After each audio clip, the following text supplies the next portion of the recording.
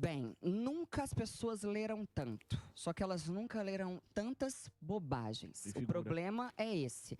Quem vai classificar o que é bobagem, né? Que ela vai dizer, por exemplo, que o uso de redes sociais, ou seja, a pessoa lê no Facebook qualquer coisa, vai ser um uso errado, ou talvez um uso ruim ou baixo da tecnologia que nós temos hoje para leitura, por exemplo. Mas a gente tem que lembrar que o fato das pessoas lerem o tempo todo é, na verdade, uma conquista que mostra o quanto que a alfabetização no Brasil foi longe, por exemplo, né? Quanto que nós temos pessoas com acesso à informação. E essa é a ideia, é que a gente tem, claro, conteúdos que não vão agregar, não vão trazer nenhum desenvolvimento intelectual no sentido de nem vai desenvolver nenhuma habilidade, não vai desenvolver nenhum tipo de capacidade crítica mesmo, vamos dizer assim, mas porque nós também temos momentos de lazer. A gente tem que talvez pensar como nós usamos esse momento de lazer, mas as pessoas, por exemplo, usarem as redes sociais para ler e ter acesso a notícias rápidas, ter acesso a matérias, a trabalhos que estão sendo divulgados hoje nas redes sociais, eu acho que é, na verdade, um benefício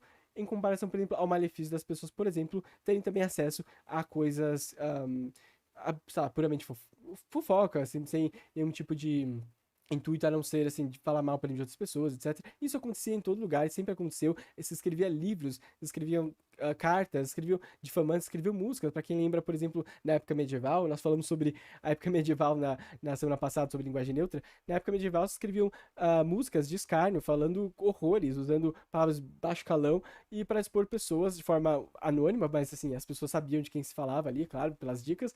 Mas então, quer dizer assim, essa ideia do fofoca, de coisas que não são produtivas e que toda hora a gente tem que estar consumindo algo que é benéfico pra gente, que vai nos desenvolver na profissão, etc. É, na verdade, mais uma demanda de um capitalismo que coloca a gente numa produtividade excessiva, até em momentos de lazer, ou que deveria ser momentos de ócio, e que, na verdade, não é, né, o caso. A gente acaba, então, não tendo a possibilidade, ou não podendo ter um momento ali de lazer e de ócio que não seja produtivo, né? E nesse caso, então, é esse tipo de crítica que se faz.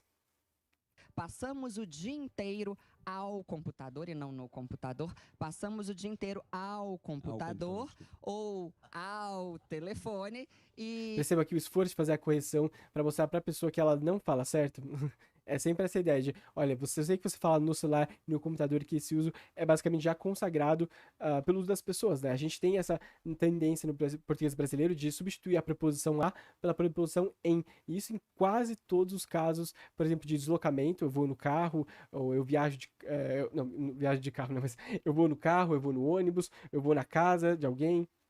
Enfim, no caso teria o uso de acordo com a norma, mas eu vou na casa de alguém, eu vou no banheiro.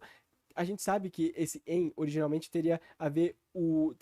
significaria o meio de transporte dentro do qual se está para se deslocar a algum lugar, vamos dizer assim. Mas a gente sabe que pelo uso consagrado da língua, as pessoas tendem a usar em no sentido do destino ao qual se desloca, né? E não tem problema nenhum. E no caso também aqui, ela diz quando a pessoa está ao celular, no caso é quando a pessoa não está dentro do celular, em cima do celular, que é óbvio que não é o caso, mas o uso consagrado da língua é com em, e ela faz questão de ressaltar o quanto isso é errado e quantas pessoas falam errado, né? E você vê, olhando para a pessoa do lado, isso constrange as pessoas, isso faz com que as pessoas achem que elas não sabem falar a língua. E elas falam a língua. A diferença é que a norma que ela defende não tem nada a ver com o que elas falam. E por que a gente defende essa norma ainda? Essa é a questão. só que Viu? lemos bobagens. Lenou. Esse é o grande problema. Muito. E sempre me perguntam, professora, a linguagem da internet, escrever VC, PQ, isso é um PQP. problema? Eu sou contratada pelas empresas para ensinar a linguagem correta no WhatsApp, porque depois da pandemia as pessoas passaram a vender muito por meio do WhatsApp. E a minha resposta é sempre a seguinte: em um primeiro contato devemos ser mais formais. Você não vai Claro, quando você está falando de representar a empresa, como eu disse, sem ainda chegar na problematização do que é essa tal norma, mas a gente tem que pensar de uma forma talvez que marque menos a individualidade da pessoa, porque aquele trabalho, teoricamente, deveria ser representando a empresa e não a pessoa que está ali falando. Então, tentar eliminar marcas muito pessoais de uso da língua é interessante pela questão profissional. Como eu disse, existem contextos de uso da língua e é interessante que as pessoas, os falantes, saibam esses contextos. É isso que a escola tem que fazer, ensinar os contextos de uso da fala, da língua e quais são os recursos linguísticos mais adequados para cada situação, mas não a forma como que nós vemos aqui, que é expondo a pessoa e falando que ela fala errado, por exemplo, ao celular, ao telefone, coisas que ela vai falar no dia a dia e não vai, por exemplo, prejudicar a imagem de empresa ou coisa assim. vai se dirigir ao seu cliente, ao seu chefe, a uma pessoa que esteja Isso acima pessoalmente. de você, escrevendo VC, Já PQ vi e demais. tal. Mas podemos ser um pouco mais flexíveis. Você pode começar de modo bastante formal e caso seja uma cultura da empresa, essa velocidade que o WhatsApp proporciona de falar, de escrever de forma mais coloquial e tal, tudo bem. Mas a princípio devemos ter Escrever um e-mail direito. essa formalidade. Sim, assim como escrever um e-mail, escrever um relatório, escrever uma tese científica, tudo tem contexto de uso. Como eu disse, se atualmente a norma é a que nós temos atualmente, no contexto adequado, deve estar adequada àquela forma nesse tipo de contexto de uso. Mas o problema é o que ela fala sobre as pessoas que falam ou escrevem de forma informal ou na internet sem ter o propósito, por exemplo, de estar num contexto formal de uso da fala. Venho no por meio WhatsApp. desta. Não, no Isso aí é mínimo. um clichê. O venho por meio desta, ele é completamente desnecessário. Sim, a pessoa não escreve, precisa. venho por meio deste informar Conforme. que. Mas, Pra Pro, quê? É óbvio, eu tô vendo que você tá vindo por meio Lógico. desse. ô, Pro, Né? O lance é Não não precisa escrever, usar. o lance é não Não escrever precisa. mindar, porque outro dia eu recebi na mas mindar. parece que Dá não. seus dados, tem a Olha, vou dar Percebe? Esse tipo de humilhação. Como eu disse, não quer dizer que a gente tem que aceitar. A língua não é que ela aceita qualquer coisa. A gente tem que analisar quem fala, onde fala, como fala, e não só colocar como ridículo a pessoa que, por exemplo, até por menor instrução mesmo, usa a língua dessa forma, que é um uso até bem estabelecido. Como a gente diz, a gramática sempre está na cabeça das pessoas. As pessoas têm a gramática na cabeça de estratégia de uso. Então ninguém faz um erro aleatório. Não é um erro, entre aspas, erro, né? Não é um erro sem direção e completamente.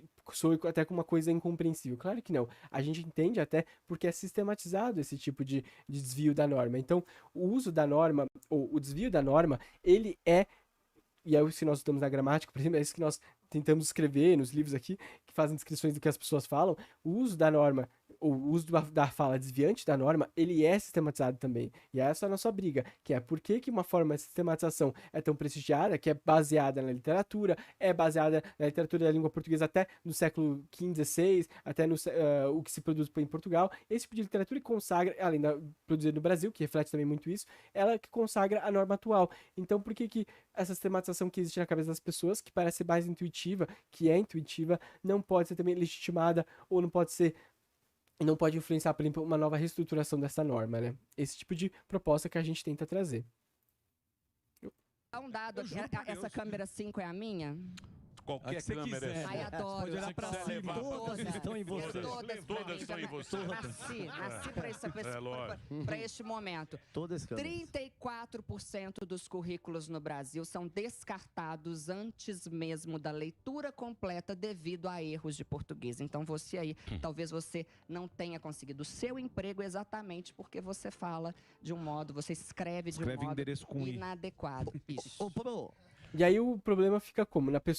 Nas pessoas que falam que o português é difícil, aí fica essa pecha de, meu Deus, o português é uma língua impossível de aprender. É o que as pessoas falam por aí, né? O português é a língua mais difícil do mundo, não é? Não é a língua mais difícil do mundo, mas a forma com que a gente trata a nossa norma faz com que as pessoas entendam essa norma como uma coisa completamente alheia ao que elas falam. E aí por isso começa a se descrever a língua portuguesa como a língua mais difícil do mundo, pelos próprios falantes que já falam fluentemente, porque eles ficam com a impressão de que eles nunca vão aprender essa língua, que toda hora que eles falam, eles têm que ser corrigidos, eles nunca estão certos, e por exemplo até não conseguem vagas de emprego por causa disso, né?